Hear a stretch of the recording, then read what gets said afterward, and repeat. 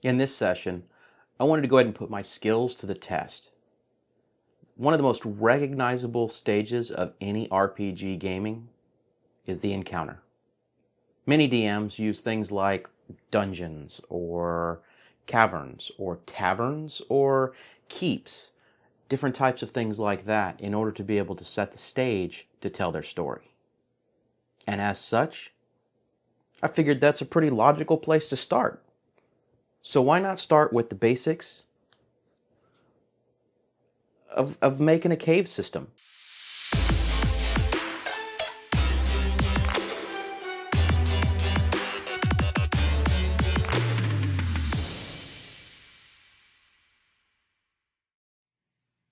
Many GMs use things like caves or caverns, keeps, or even taverns to set the stage for what they want to do, theater of the mind, for the night. You can go out and you can buy lots of resin tiles or battle maps or even the cardstock tiles themselves. Me personally, as I'm getting into this, I'm enjoying the fact that I can make them myself. I mean, think about it. Imagine that you walk into a game store or you're going over to your buddy's house and you walk in and for the first time you see terrain that's like this. You see something that is tangible. It's 3D. You get a chance to kind of see what the encounter could potentially look like or what you may be getting into that night. It kind of helps augment the theater of the mind. Now, this doesn't replace it by any means. But what it does do is it gives you the ability to really see maybe what's going on and what's happening in the GM's mind so that you can kind of help him create a much more effective story. So I wanted to show you how I looked at this and how I decided to tackle it. Again, I'm new to this, so I went out to the internet and I started looking around to see who had what kind of tile system that was sitting out there. And to be honest, there were two that really made sense. There's one by Wylock, and he's a crafting GM that prefers to use cardboard. Not really my forte, but you know what? What he came up with was an interlock system that helps these tiles stick together, and I think it was great. I wanted to go ahead and incorporate that on anything that I built. The second one is Jeremy from Black Magic Craft. He crafts mostly in foam, which is what I prefer to use in the first place. So his system is a little bit thicker. He likes to use a little bit thicker tiles and foam itself to create his. But I went a little bit thinner on mine just because I wanted to be able to introduce that interlock system. And if somebody brings one of these other types of terrains like resins or the battle maps or the cardstock cards, that it wouldn't be such a huge transition to be able to get those maps to line up properly. In all honesty, all I'm planning on doing is taking some foam core board and sticking it right next to the side of this where we could put the cardstock tiles sitting right on top of them, and it should be just about flush with anything that we want to put on the table. If you haven't had an opportunity to go check out Jeremy or to go check out Wylock, do some searches. Take a look. Some of the things that they've been able to come up with really help crafters and really helped me get into this. So let's talk about what you're going to need, right? Now, there's not going to be any crafting in this video, so I'm going to try and keep it short. But I wanted to explain how this system works, okay? There's going to be a few more videos that follow this that cover the cutting of the foam and how each piece fits together. There's going to be a video that's going to cover how the interlock system works. And then there's going to be a final video that's going to show you how I decided to paint my setup. At its core, there's a couple of key components to this particular system. But truthfully, all you really need to be able to do is create a single 3-inch by 3-inch perfectly square tile. The reason for this is everything else in this system is based on it. And as long as you can keep a 3-inch by 3-inch square tile, as you go through and make the other cuts that you need to in the system, everything will align. Everything is also on these tiles divided into 1-inch playable squares. You can choose not to use those squares. However, if you don't want to etch these squares into your tiles, you don't have to. The whole thing is just make sure you stay with a 3x3 squared tile. These squared tiles, honestly, you can do anything you want with them. These can represent a room. You could put several of them together, make the room any shape that you want to make. They just line up based upon the grids. Personally, because I'm not looking at creating a crazy elaborate dungeon all at one time, I'm going to be operating, and my GM of the game that we're going to be playing this fall is going to be operating in a room-by-room basis, almost kind of like a fog of war. So what we decided to do when he and I were talking about how to be able to do this, I told him that quantity could become an issue real quick when you're trying to build out a huge system, right? So these square tiles, all you're going to need is about 16, and that's going to cover a vast majority of anything that you're going to need to create a room. Whether that room is a dungeon, whether that room is a cave, or whether that room is a main encounter in a tower or keep itself. Just anything, in this case, because of the color scheme, that would be represented by our granite. So the next one you're going to need is another 3x3 tile. But if you look here, I cut wavy lines into the edge of each one of these. This, because when we're playing on camera, we don't want to have walls that sit here and obstruct what happens behind it. What we decided to do is go ahead and represent our walls based upon these wavy lines. So this one, where I have wavy lines on opposite sides of each one, this type of tile is going to be used to represent a long hallway. Now, if you need to narrow this hallway out, you can always take offcuts of your foam, decorate it in the same color scheme, and just drop pieces here on the sides, and then that creates a single file funnel for you. The next one, and this realistically is the workhorse of the entire system.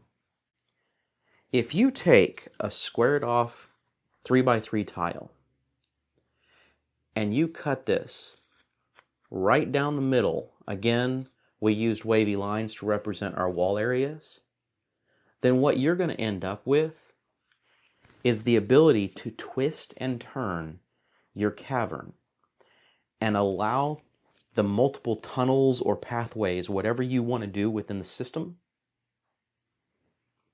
to link back up. It's all in scale. Now, the fourth and final tile that I produced for my system is this one right here. Now, it's again a 3x3 tile where I have this side, and this side flat with one side that is walled. These can be lined up around any combination of your squared off tiles and create, again, just another medium to large size room showing that there are walls on any given side. There is one more tile that I personally decided not to do when I was researching through the system and the setup that Jeremy had also put out and was talking about, as well as Wylock and the way that they have their systems put together. And it's one of these, but it's not a 90-degree turn. It's a 45-degree turn. So cutting this one in half again, right? Now, that to me will throw a lot of things out of kilter. You're more than welcome to make them. I just personally don't think that I'm going to get much use out of them when all I really need from enhancing a theater of the mind concept is this right here. Now, the three that we have, where I have either the hallway, the end wall for a room, or just a general room piece, all of these, I made about 16 of these each. That way, I'd have enough to create just about any type of room or size of room that I could possibly want. But because these really do make the system work, these 90-degree turns, I have about 32 of these. So these can go together in various, setups to create different types of effects that you're looking at. So for example, if I'm sitting here right now, I can just sit and play with my particular configuration any way that I want to until I feel like I'm completely happy with the way that this should be coming together, right? So I can make any combination of setups that I want to do until I get to where I'm ultimately happy with what I see. All right?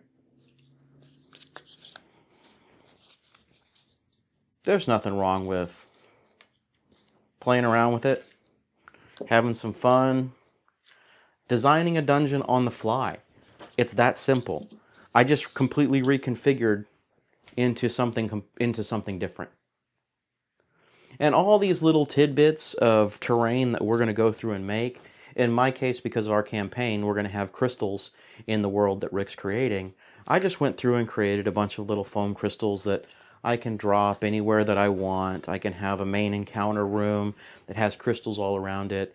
I can throw up, some altars or anything else that I would want to put into this system to make sure that it looks good. These particular tiles, you can do anything that you want to do with them.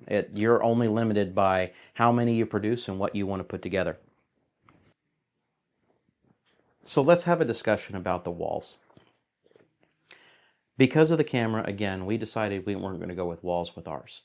However, because there is an interlocking system that sits here, what you can do is you can craft a wall similar to the way that you make these tiles, and then have it slide and connect directly into this spot. Again, that's entirely up to you if you'd like to do that. That's an additional step. Now there's a couple of more things that you can do to really enhance this system. One, you can go through and you can create wood flooring tiles. Now, there's nothing saying that you can't take this wood floor and put it on the backing for one of these other tiles here. That way you have one that you can flip and you can have any type of setup that you would like to have. That's one way of going about it. Again, because we were going to be using a combination of different type of tile systems together, I didn't want to add the additional thickness to it. But there's nothing stopping you, if you're creating yours from scratch, to go ahead and do that. So this interlock system, it's built entirely on using something like a popsicle stick to hold it together. But it's pretty straightforward and pretty simple. Slide a tile on, slide the next tile on, and add your next tile. Make sure everything's lined up, and guess what? You've got some stuff that's not going to come apart, right? This way, when you've got minis moving around on here, and people handling and manipulating them, you're not going to lose them. Tiles aren't going to slide everywhere, and you don't have to worry about anything getting knocked over other than maybe one of these little terrain pieces. A lot of people are going to talk about using magnets, but realistically, you can get a whole lot of these really cheap, and you don't have to worry about having the polarity messed up on your magnet to see whether or not you're going to get things to stick together right, or whether it's going to try and kick the pattern out funny. So even with that, I have pieces like this where I can create multiple sections, leave them off to the side for an encounter, and then when my players get there, all I've got to do, snap them together. That's it. Throw it on the table. Guess what? I'm now ready to go. It's that quick.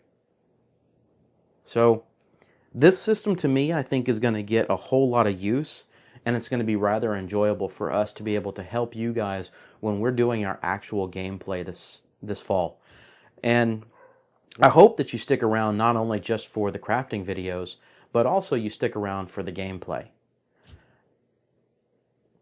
We're just like everybody else, and we just want to get together and have fun when we game, but we decided we're going to go ahead and record it for you.